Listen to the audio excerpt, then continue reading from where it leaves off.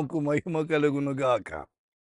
దేవుని మహాకృపను బట్టి 2025 సంవత్సరములో దేవుడు మనలందరూ నడిపించాడు.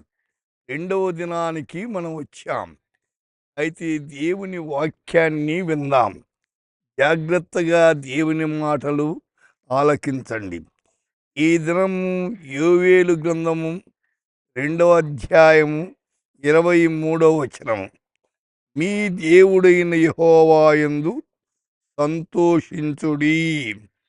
Rejoice at what the Lord your God यहोवा के कारण मगन हो और ఆనందిत కరో. ప్రియులారా, క్రైస్తవ జీవితములో ఆనందము చాలా ప్రాముఖ్యమైనది.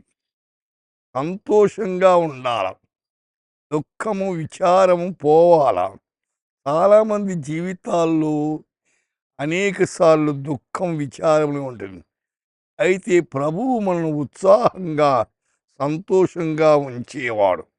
అయితే దుఃఖాన్ని తీసివేసేవాడు.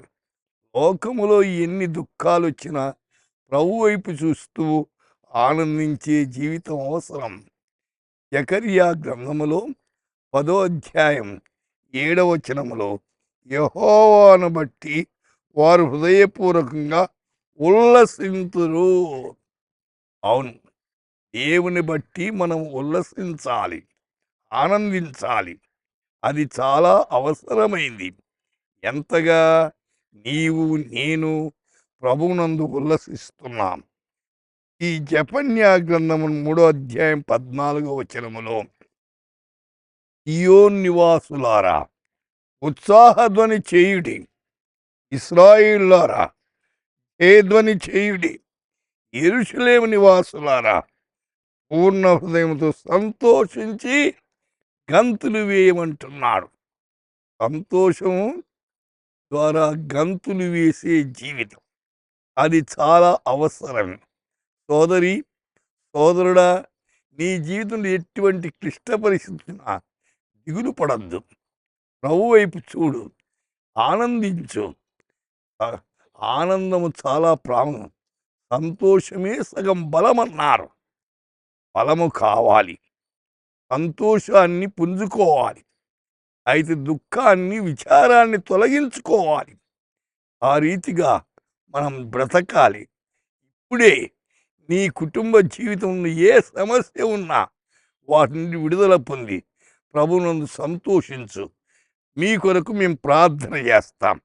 ప్రార్థన చేసుకుందాం.